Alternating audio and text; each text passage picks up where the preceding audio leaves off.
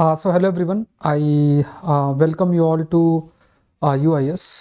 देखो, इस एग्ज़ाम के प्रिपरेशन में एक जो बहुत ही आप कह सकते हैं एक डिफ़िकल्ट सिनेरियो होता है, वो है टाइम मैनेजमेंट का।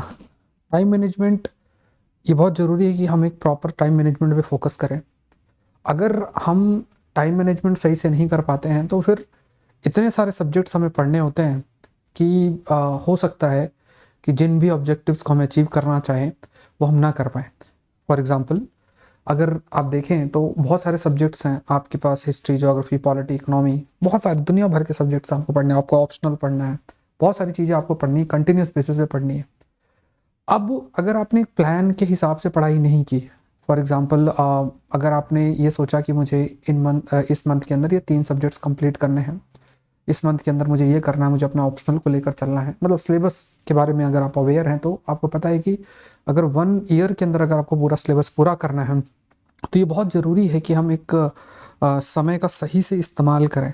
बहुत सारे डिस्ट्रक्शन होता है और उन सारे डिस्ट्रक्शन में एक बहुत इम्पॉर्टेंट डिस्ट्रैक्शन है जिसको हमें हमेशा ध्यान में रखना चाहिए। कई बार सबकॉन्शियस माइंड के अंदर वो डिस्ट्रैक्शन हम फॉलो करते रहते हैं, लेकिन फिर भी जो मन है वो मानने को तैयार नहीं है कि वो डिस्ट्रैक्शन हम लोग फॉलो कर रहे हैं।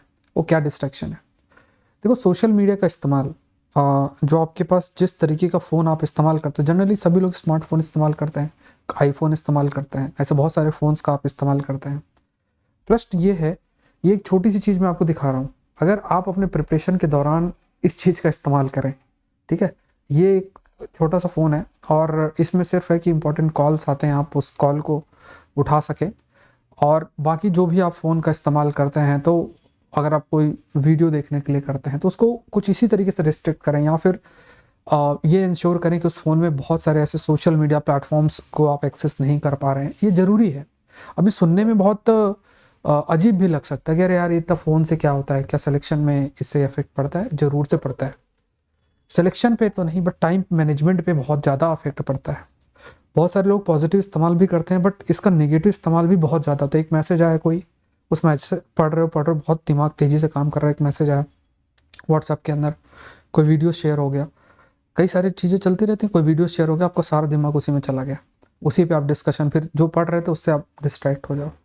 तो ये ज़रूरी है कि आप इस डिस्ट्रक्शन को रोकें, और इस डिस्ट्रक्शन को रोकने के लिए ये भी ज़रूरी है कि आप वो जो सोर्स ऑफ डिस्ट्रक्शन है उसको चेंज करें। तो मेरा आपको यही सलाह है कि अगर आप बहुत ही सीरियस तैयारी कर रहे हैं तो जब आप अपने स्टडी रूम के अंदर रहें तो आप ये इस प्रकार का कोई फ़ोन बाय करें। ऐसे फ़ोन को बाय करोगे, उसी का इस्तेमाल करो कि मान लो कभी इमरजेंसी कॉल, कोई कॉल या आपको कोई कॉल करना, वो हो जाए।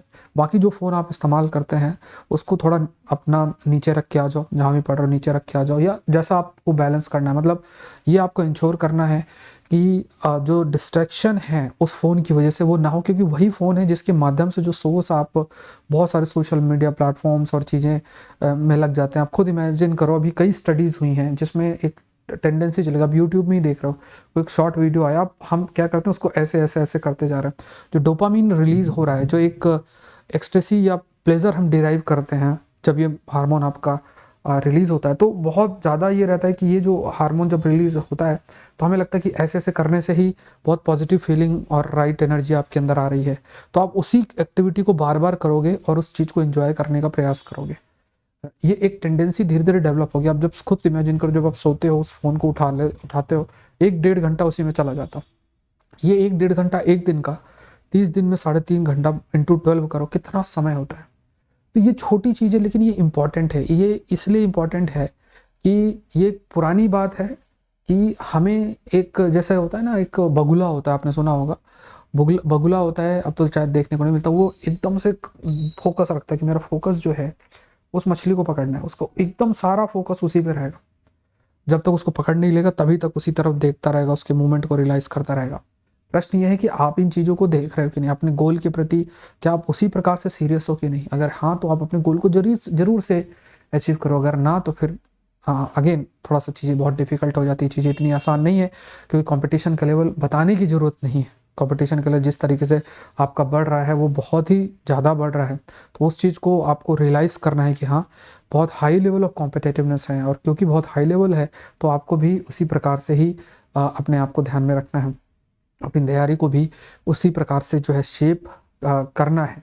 तो एक चीज़ आप अपना रिजोल्यूशन ले सकते हो, एक चीज़ आप जो है आप कह सकते हैं कि फोकस कर सकते हो कि मुझे ये जो इंस्ट्रूमेंट है, सोर्स ऑफ डिस्ट्रैक्शन है, उसको रिप्लेस करके इस इंस्ट्रूमेंट का आपको इस्तेमाल करना है। तो ये आप लोग ज़रूर से करें। और अगर आप आईएएस एग्ज़ाम की तैयारी कर रहे हैं तो अनअकैडमी से जुड़ सकते हैं, मुझसे जुड़ सकते हैं, बहुत सारे कोर्सेस आने वाले हैं। 2024 के लिए भी बैच स्टार्ट हो रहा है, तो जो कोड यूज़ करना है SPLIVE, तो unacademy.com में जाओ, UPSC CSE सेलेक्ट करो, कोड डाल दो SPLIVE और ज्वाइन कर सकते हैं। आप अपने प्रिपरेशन को करें, आगे बढ़ें।